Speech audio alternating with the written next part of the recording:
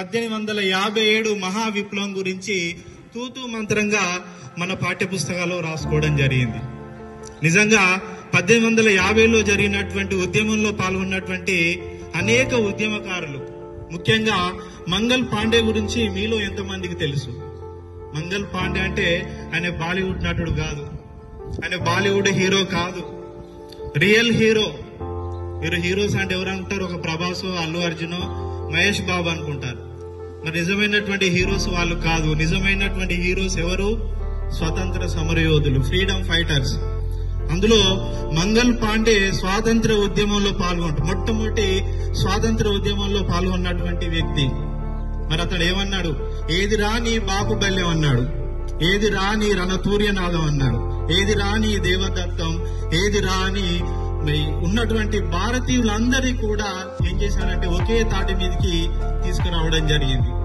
ఆ క్రమంలో అతన్ని ఏం చేశారంటే ఆవు, అదేవిధంగా పంది కొవ్వులను తూటాలకు ఉపయోగించి పోరాడమని చెప్పారు. మరి దానికి నిరసిస్తూ వేదాలను, ఉపనిషత్తులను పఠించినటువంటి ఈ వేద భూమిలో ఆ విధంగా చేయడం మా సంస్కృతి కాదు అని చెప్పినందుకు అతను ఏం చేశారంటే బహిరంగంగా ఉరి తీయడం జరిగింది. అదేవిధంగా అదే ఉద్యమంలో పాల్గొన్నటువంటి ఝాన్సీ లక్ష్మీబాయి, మరి ఆమె కూడా చిన్నప్పుడే తల్లిదండ్రులను పోగొట్టుకుంది. ఆ తర్వాత తన భర్తను పోగొట్టుకోవడం జరిగింది. తర్వాత ఏమైందంటే గ్వాలియర్ యుద్ధంలో ఆమెను చుట్టుముట్టి ఒంటరిమైనటువంటి ఝాన్సీ లక్ష్మీబాయి మాకు లొంగిపోవాలని కోరారు. మరి ఈ బ్రిటిష్ కుక్కలకు నేను లొంగిపోను, నా యొక్క శరీరాన్ని వాళ్ళు తాకడానికి అవకాశం లేదు, నేను తాకనివ్వను అనేటువంటి ఉద్దేశం మీద ఆమె కత్తి పట్టుకొని అశ్వం మీద ఎక్కి ఒక్కొక్క పాశ్చాత్యుని తన పాదాల వద్దకు శవాలుగా పడివేయడం జరిగింది.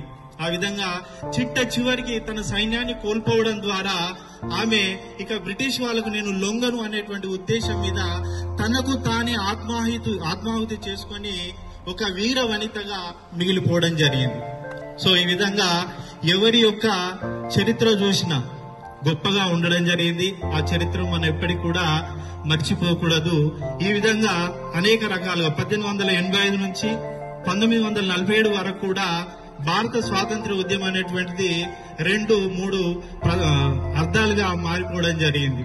సో అందులో మొట్టమొదటిగా తీసుకున్నట్లయితే దాదాబాయి నౌరోజీ అని, తర్వాత తీసుకున్నట్లయితే మిగతా వాళ్ళందరూ కూడా దాదాబాయి నౌరోజీ, అదేవిధంగా గోపాలకృష్ణ గోఖలే, సురేంద్రనాథ్ బెనర్జీ, తర్వాత ద్వితీయార్థంలో తీసుకున్నట్లయితే లాల్ బాల్ పాల్, వీళ్ళు కూడా ఉద్యమంలో పాల్గొనడం జరిగింది.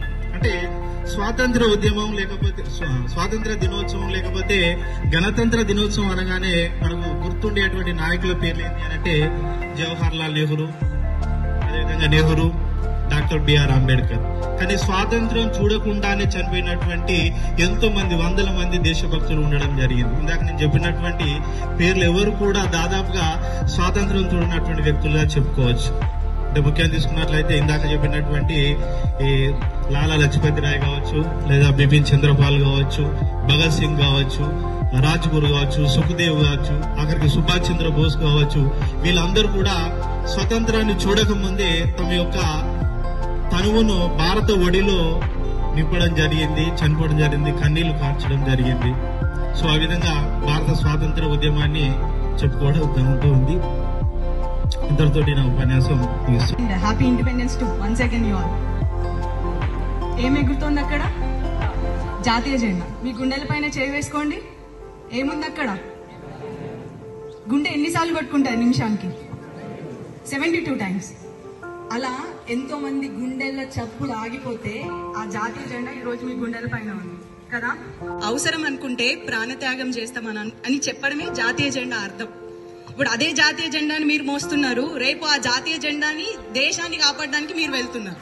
చూడండి ఎంత సింపుల్ లాజిక్ లో జాతీయ జెండా అర్థం ఉందో. సుభాష్ చంద్రబోస్, ఇందాక సార్ వాళ్ళు చెప్పినట్టు సుభాష్ చంద్రబోస్, మనం అనుకున్నాం కదా మనం తెగించే బలం కూడా ఉంది మన దేశానికని.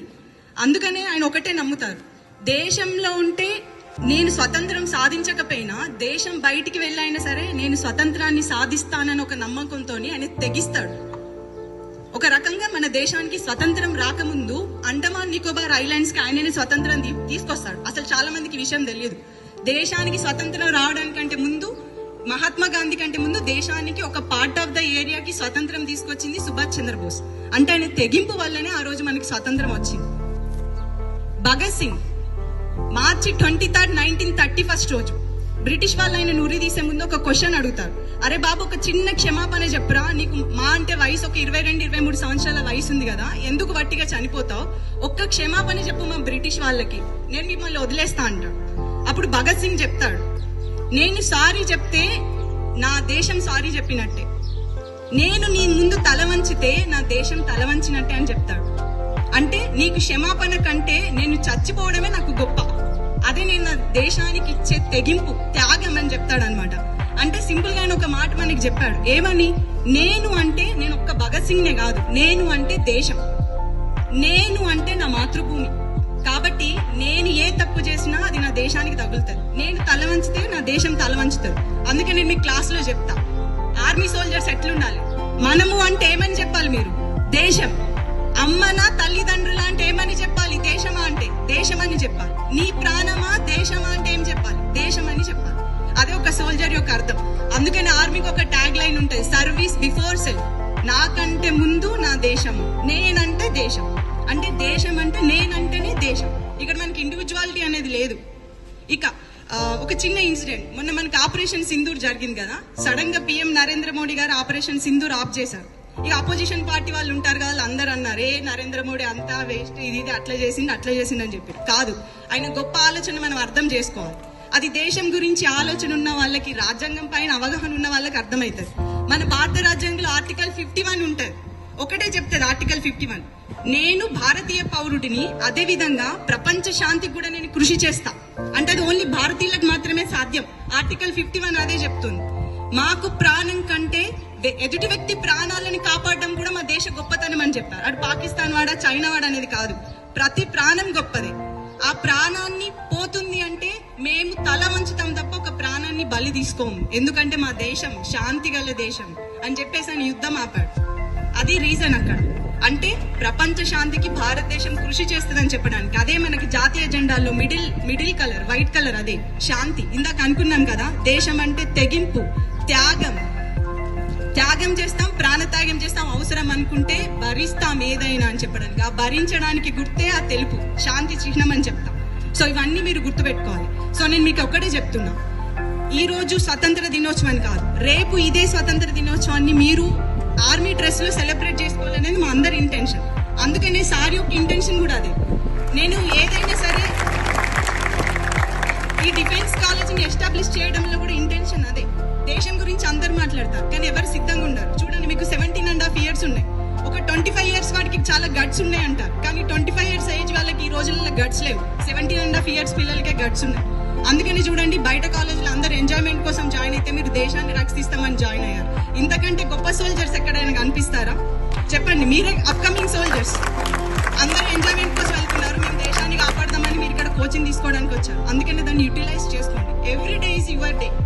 మీరు చదువుతున్నారు అంటే మీ దేశాన్ని మీరు కాపాడబోతున్నారని అర్థం. మీరు జాబ్ కొడుతున్నారంటే మీలాంటి తల్లిదండ్రులని, ఎంతో మంది తల్లిదండ్రులని, వాళ్ళ కన్న పిల్లల్ని మీరు కాపాడబోతున్నారని అర్థం. చూడండి ఎంత గొప్పతనం ఉందో, ఒక సోల్జర్ లో ఎంత గొప్పతనం ఉందో. అందుకే దేశం గురించి ఒక చిన్న మాట ఉంటుంది, నేను ఎక్కువ ప్రొలాంగ్ చేయాలనుకోవట్లేదు ఈ విషయం. కరీంనగర్ శివారులో గత 15 సంవత్సరాల క్రితం ఒక పెద్ద మహావృక్షాన్ని స్టార్ట్ చేసి సువిశాలమైన మైదానంలో విశాలమైన గదులతో ఆహ్లాదకరమైన వాతావరణంలో నవ్వుతున్నారు. మీరు వినాలి, నేనేం మాట్లాడుతున్నా వినాలి. ఒక పెద్ద అకాడమీ స్టార్ట్ చేసడం దానికి కారణం ఏంటంటే మీలాంటి బడుగు బలహీన వర్గాల పిల్లలకి ఉద్యోగాలు కల్పించాలనే సాధన లక్ష్యంతోనే ఇక్కడ స్టార్ట్ చేయడం జరిగింది.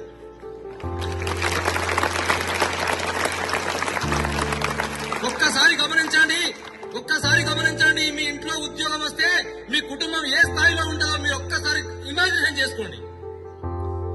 మీకు ఒక్కసారి ఉద్యోగం వచ్చి మీ అకౌంట్ లో ₹1,00,000 సాలరీ పడి మీకు మంచి లగ్జరీ కార్ లో తిరుగుతూ ఒక డూప్లెక్స్ బిల్డింగ్ లో మీ జీవన విధానం సాగితే ఎలా ఉంటుందో బడుగు బలహీన వర్గాల పిల్లలు ఆ స్థాయిలో ఉండాలని ఆశించే కరీంనగర్ పట్టణంలో ఇంత పెద్ద కళాశాలను ఏర్పాటు చేసి వందల వేల మందికి ఉద్యోగాలు కల్పించిన మహనీయులు మన చైర్మన్ సార్ గారు. సో గౌరవనీయులు పెద్దలు తేజ్ కళాశాల కరెస్పాండెంట్ గారు, చైర్మన్ గారు ఒక ఉద్యోగ లక్ష్యాలే కాకుండా గత 15 సంవత్సరాల నుంచి నిరుద్యోగ యువతీ యువకులకు ఉద్యోగ అవకాశాన్ని కల్పించి నిరుద్యోగుల కుటుంబాల్లో వెలుగును నింపినటువంటి మహనీయులు మన young and dynamic chairman Satish Rao sir గారికి హృదయపూర్వక నమస్కారాలు తెలియజేస్తున్నారు. అదేవిధంగా ఒక పురుషుడి విజయం వెనుక ఒక స్త్రీ పాత్ర ఉంది అని చెప్పడానికి గర్వంగా సారుకి అనునిత్యం తోడ్పడుతూ ఇంత పెద్ద మహావృక్షం ఏర్పడడానికి ప్రతిరోజు సారుకు సలహాలు ఇస్తూ ఇంత అభివృద్ధి కావడానికి పాటుపడుతున్న మేడం గారికి కూడా హృదయపూర్వక నమస్కారాలు తెలియజేస్తున్నాం. అదేవిధంగా కళాశాలకి అనునిత్యం శ్రమిస్తూ అధ్యాపకులకైతేనేమి యాజమాన్యానికైతేనేమి వారధిలో ఉండి అనునిత్యం శ్రమిస్తూ కళాశాలకి పేరు ప్రతిష్టలు తీసుకొస్తున్న మన principal sir Kishan Reddy sir గారికి హృదయపూర్వక నమస్కారాలు తెలియజేస్తున్నాం. అదేవిధంగా గౌరవనీయులు స్నేహశీల మిత్రుడు ప్రిన్సిపల్ సార్కి సహోదరు ఉండి అకాడమిక్ పరంగా కొంత సలహాలు ఇస్తూ ఇంత అభివృద్ధి పాటుపడుతున్న వైస్ ప్రిన్సిపల్ సార్ కూడా హృదయపూర్వక నమస్కారాలు తెలియజేస్తున్నాం. ముఖ్యంగా చప్పట్లు వస్తలేవు అంటే మీరు వింటలేరు అర్థం. ముఖ్యంగా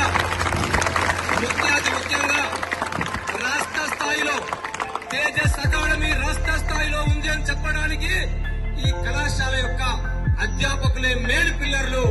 ఆ అధ్యాపక గురువులందరికీ మరి హృదయపూర్వక నమస్కారాలు తెలియజేస్తున్నాం. అదేవిధంగా కళాశాలకు డాన్ టీచింగ్ స్టాఫ్ అయితేనేమి, మరి మిత్రులు వార్డెన్స్ అయితేనేమి, మిత్రులు పీఈటీలు అయితేనేమి, మరి వీళ్ళందరూ కూడా ఈ కళాశాలకు అనునిత్యం కృషి చేస్తూ మరి తేజస్ అకాడమీని రాష్ట్ర స్థాయి అగ్రస్థాయిలో నిలవడానికి ప్రతి ఒక్కరూ కృషి చేస్తున్న వీళ్ళందరికీ పేరు పేరున నమస్కారాలు తెలియజేస్తూ ఒక 2 నిమిషాలు మీతో మాట్లాడే విషయం ఏంటంటే, నేను మీకు వచ్చిన క్లాసులోనే చెప్పిన, నేను మీకు ఒక అడుగు పెట్టిన SME 1లో క్లాస్ ఇచ్చినట్టుంది నాకు అప్పుడే చెప్పిన, నేను మీకు ఉపాధ్యాయులుగా పాఠాలు చెప్పడానికి రాలేదు, నేను మీకు ఒక కుటుంబ సభ్యుడిగా పాఠాలు చెప్పడానికి వచ్చాను అని చెప్పాను. ఎందుకు అంటే పాఠాలు చెప్పడం అనేది విద్యార్థి యొక్క బాగు చేయడానికి. అధ్యాపకుడు నిరంతర విద్యార్థి. ప్రతిరోజు నేను గమనిస్తుందంటే మా స్టాఫ్ రూమ్ లో మా సార్లను గమనిస్తుంటే మా మ్యాథ్స్ సార్లు, మా కెమిస్ట్రీ సార్లు, మా ఫిజిక్స్ సార్లు, మా ఇంగ్లీష్ సార్లు, మా ఎకనామిక్స్, కామర్స్, మా అన్ని డిపార్ట్మెంట్ సార్లు పేపర్లు బట్టి లీజర్ ఉన్న సమయంలో రాస్తున్నారని ఎందుకు అని వాళ్ళ దగ్గరికి నేను పోయి ఒక సార్ని మా క్రాంతి సార్ మాస్టర్ అడిగినా, ఏం సార్ ఎందుకు పెన్ను బట్టి పేపర్ బట్టి రాస్తున్నారంటే, సంపా సార్ ఒక్క మార్కు వస్తే పిల్లవాడు భవిష్యత్తు 469 మార్కులు పోయినసారి 468 వచ్చినాయి, ఈ తాప 469 మార్కులు తీసుకురావాలని ప్రయత్నం చేస్తున్నామని మరి వాళ్ళంతా చెప్తున్నారు. అంటే అధ్యాపకుడు నిరంతర విద్యార్థి అనడానికి ఇంకేమి కావాలి నిదర్శనం మీకు ఇంత మంచి ఆహ్లాదకర వాతావరణం, పౌష్టికమైన ఆహారం, ఇంత మంచి పీట్లు ఏర్పాటు చేశారు. కాబట్టి మీకు నేను సలహా ఇచ్చేయండి, మీరు జహాं से आया यहाँ बोलिए, जहां से आया यहाँ, काली हाथ से आया नहीं काली हाथ से आया, मगर जाने का टाइम पे काली हाथ में नहीं जाना, क्या पकड़ के जाना, यहाँ से क्या पकड़ के जाना. Thank you. నేనేమంటానంటే, మీరు వట్టిగా వచ్చారు, వట్టిగా పోవద్దు. ఏం పట్టుకొని పోవాలి రైట్. కాబట్టి జాబ్ పట్టుకొని పోవాలంటే కడుపు మాడాలి, కన్నీరు రావాలి. వాటికే రాదు జాబ్, నేను మొన్న మా పీఈటీ సార్లను చూసిన, ఏదో ఎగ్జామ్ జరుగుతుంటే వార్డెన్ సార్లను పీఈటీ సార్లను కట్టబట్టి సార్లను టీ దాకా బయటకు వస్తుంటే కట్టబట్టి కొడుతున్నాడు, పోండి అని.